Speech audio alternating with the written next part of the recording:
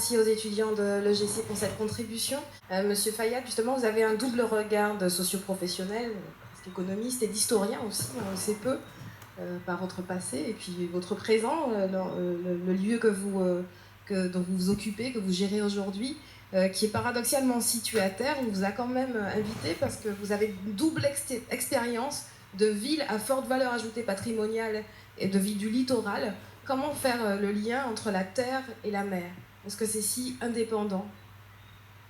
Oui, c'est-à-dire qu'avant l'éruption de la montagne Pelée, Saint-Pierre avait une existence. Aujourd'hui, on parle de ruines, on parle de catastrophes, on parle de nuit ardente, mais avant la nuit ardente, il y avait une ville florissante, on appelait le Petit Paris de Saint-Pierre, et qui vivait de quoi? Qui vivait d'un certain nombre de distilleries. Saint-Pierre, c'était la capitale mondiale du rhum à l'époque. Et c'est ce label-là, pratiquement, qui lui a donné toute cette dimension qu'elle avait de Petit Paris, de ville développée, etc., de théâtre, de tout ça.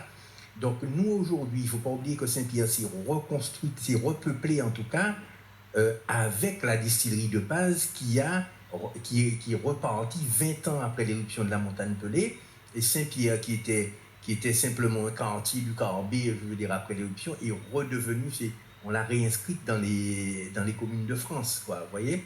Donc c'est pour dire que cette histoire entre le Rhum et la terre, mais le Rhum aussi et la mer, le transport, etc., toutes ces histoires-là vont ensemble, hein, en fait. Vous voyez, des fois on me dit le Rhum c'est une histoire de terre, ça n'a rien à voir avec la mer. Le Rhum a surtout à voir avec la mer. Il navigue, il voyage, il va loin. Voilà, exactement, c'est de l'exportation.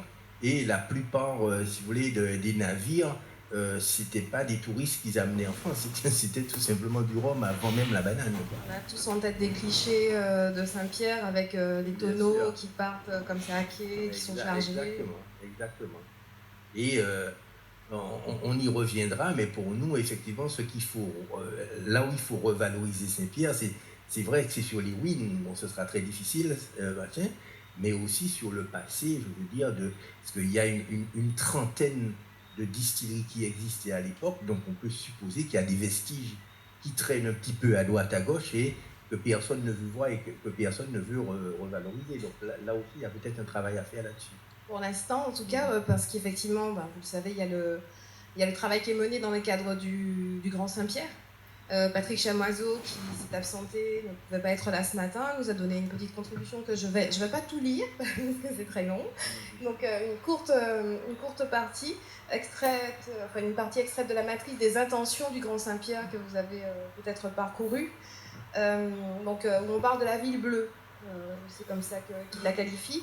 La ville bleue, l'identité de la ville de Saint-Pierre ne saurait s'envisager sans magnifier son passé portuaire et maritime, vous venez de le dire. Grande ville commerciale qui attirait chaque jour des dizaines de bateaux venus de la Caraïbe et des Amériques. Elle a toujours été tournée vers la mer et s'est toujours nourrie de la mer. La thématique de la trame bleue doit permettre d'orienter plusieurs actions fondamentales concourant à faire de Saint-Pierre une ville d'eau, une ville-port, une ville maritime. Cela doit se traduire dans les esprits de tous les aménagements urbains qui sont mis en œuvre, de même que dans les implantations artistiques, on en parlera tout à l'heure, qui les accompagneront et qui accompagneront certaines requalifications. Cette thématique sera aussi très développée dans les événements et dans la grande théâtralisation qui est envisagée. Nous avons là un des éléments de l'identité visuelle de la ville d'art et d'histoire, la présence du bleu, que l'on retrouvait dans les anciens volets, décrits comme gris-bleu. Le thème de la ville d'eau doit partir de la valorisation d'éléments structurants. Parmi ces éléments, cite Patrick Chamoiseau, et vous allez nous en parler, Madame Fabrique de Saint-Tour, la création d'un pôle de recherche archéologique sous notre domaine, puisqu'on parle de création d'emplois.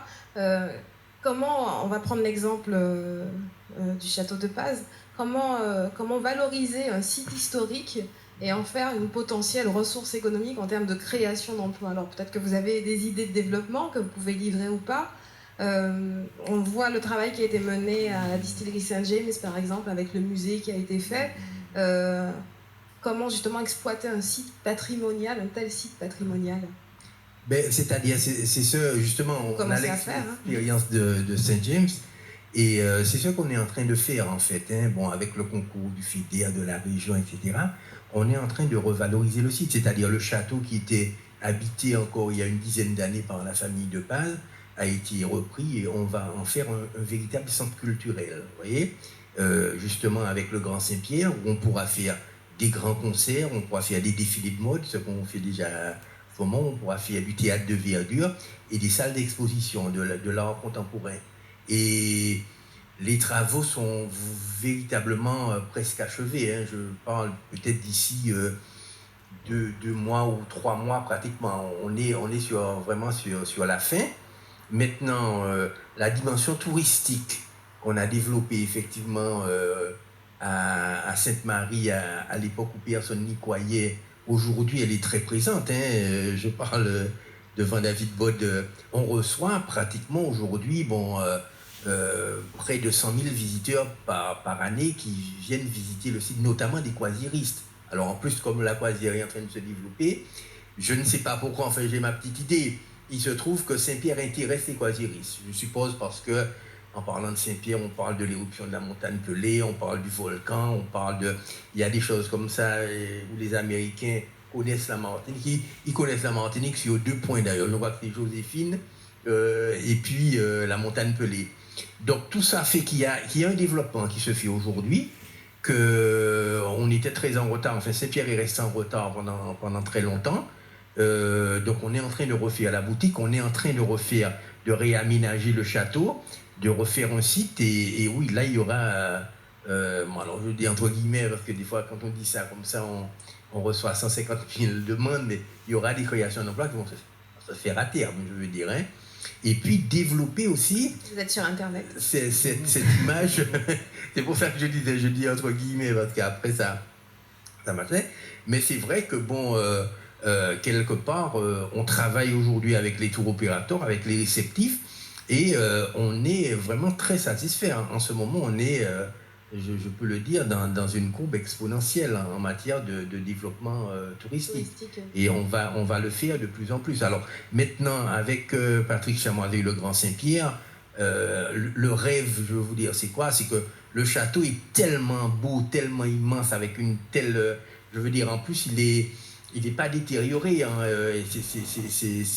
On a vraiment envie d'en faire le centre culturel du Grand Saint-Pierre, je veux dire, où tout est possible, parce qu'il y a des jardins magnifiques, il y a une vue extraordinaire, il y a une boutique, il y a un restaurant, il y a une roue à eau. Enfin, véritablement, on a l'impression que tout est là, tout se résume à ce niveau-là. Je pense d'ailleurs que c'est le seul château digne de ce nom qui est en Martinique. Hein. Il y a le château Aubéry qui est squatté, il y a le château La Favorite qui appartient à l'armée, et puis il reste le château de Paz qui est vraiment le château Martinique. Et là, on va essayer de mettre, de faire l'effort de vraiment donner cette dimension-là. Et je sais que le Grand Saint-Pierre compte beaucoup là-dessus, et les tours opérateurs aussi. Et donc plus d'attractivité. Alors l'enjeu maintenant, c'est de faire venir les touristes, évidemment. On sait qu'on a vu hier dans le domaine du yachting qu'il y a des touristes qui viennent, enfin on n'en parlait pas dans la table ronde, un peu en aparté, qui viennent pour Saint-Pierre, qui vont à Sainte-Lucie, enfin, un peu partout,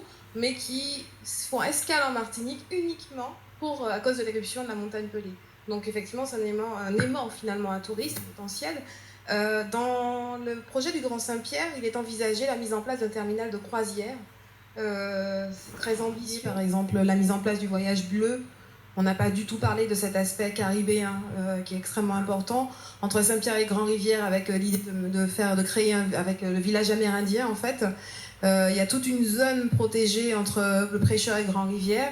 Et un travail est mené avec l'association culturelle Carisco, qui n'a pas pu venir aujourd'hui, avec l'utilisation des canarois pour pratiquer un cabotage naturel le long de la côte. Donc effectivement, il y a une scénarisation possible, il y a un potentiel énorme de ce point de vue-là. Monsieur Fayal, vous vouliez réagir? C'était pour compléter, pour répondre à M. Larocher, pour lui dire, effectivement, la difficulté avec les entreprises privées, c'est qu'il faut démontrer aux administrateurs que la culture est rentable, et est rentable tout de suite.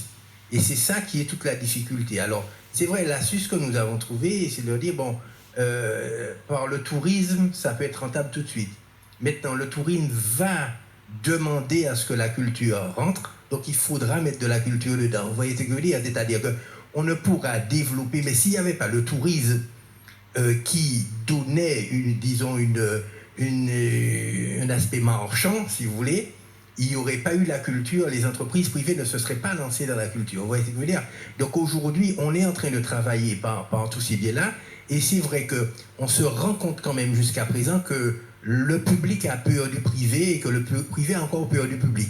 Et c'est vrai qu'il y a effectivement un rapprochement qu'il faut faire, notamment par exemple avec le CDST dont tu parles, hein, le rapprochement se fait d'ailleurs grâce à Jean-Paul, hein, qui va présenter quelque que je connaissais déjà, enfin le directeur aujourd'hui, Charlie Falk du CDST.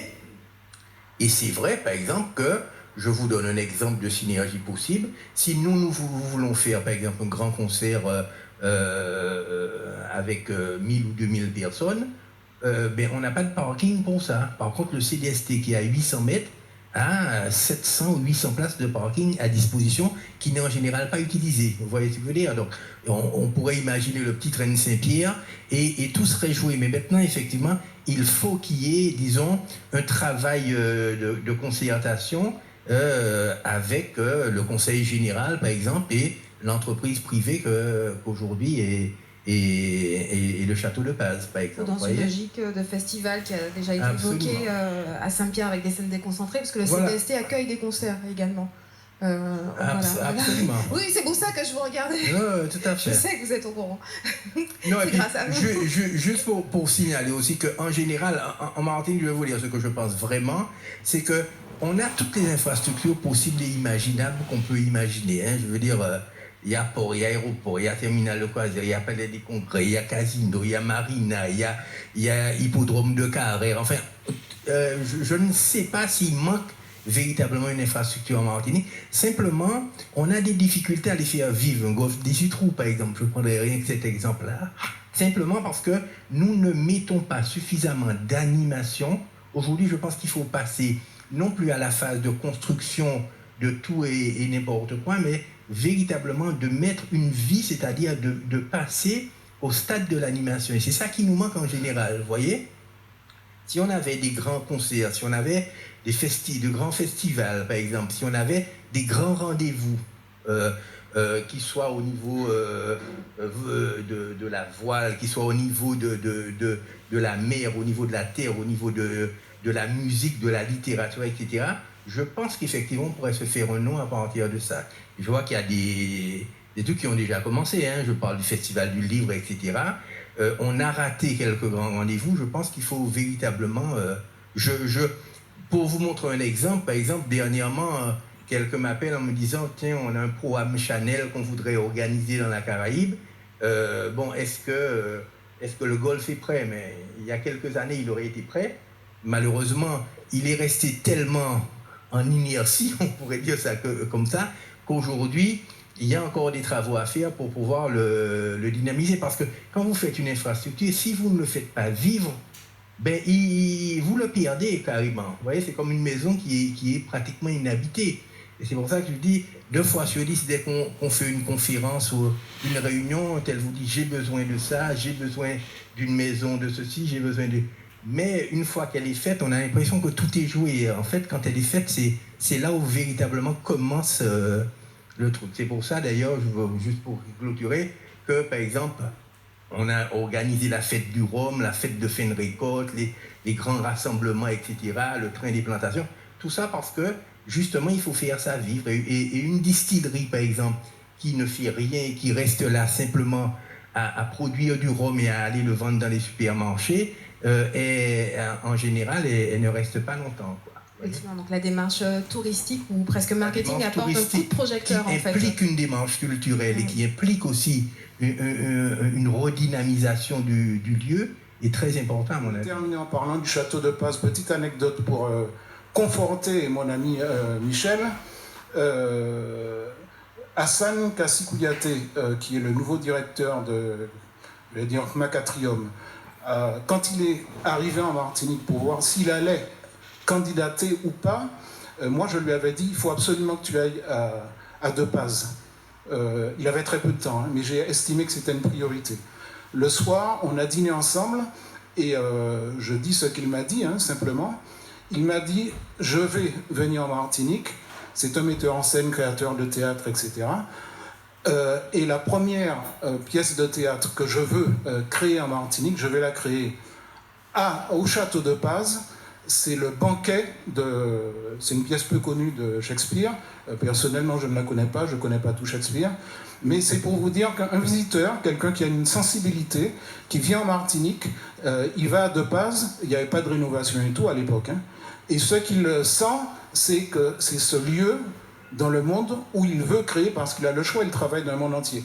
Il veut créer le théâtre de... Voilà. Alors je vous dis tout ça pour que vous fassiez pression sur lui, pour qu'il crée effectivement le théâtre au Château de Paz. Bonjour, Maurice Lanché. Je voudrais d'abord rendre hommage à M. Fayad, parce qu'il a fait un travail exceptionnel à Sainte-Marie. Il est en train de réveiller Saint-Pierre. Et là, il s'agit d'initiatives privées. Et ce que je constate, c'est que si le secteur privé ne se mobilise pas, bon, ce sera difficile. Mais le secteur public est essentiel aussi, parce que les autorisations, des accompagnements, la mobilisation de la population, c'est important. Monsieur Emmanuel de Rénal, président de Contact Entreprise. Oui, bon, tout d'abord, je voulais remercier et féliciter nos intervenants qui nous disent des choses très, très intéressantes depuis ce matin. Je voudrais revenir sur quelque chose, moi, qui me frustre un peu. Saint-Pierre, me semble-t-il, et ça a été rappelé par Michel, est une ville connue dans le monde entier. Je crois que la notoriété de Saint-Pierre est supérieure à celle de la Martinique. Autrement dit, la planète connaît davantage Saint-Pierre que la Martinique, pour une raison centrale, qui est l'éruption de Montagne Pelée. Donc, je crois qu'il faut se dire les choses. C'est ça, c'est cet événement-là, cet événement historique, qui dote Saint-Pierre de sa notoriété mondiale et ce qui en fait son potentiel d'attractivité.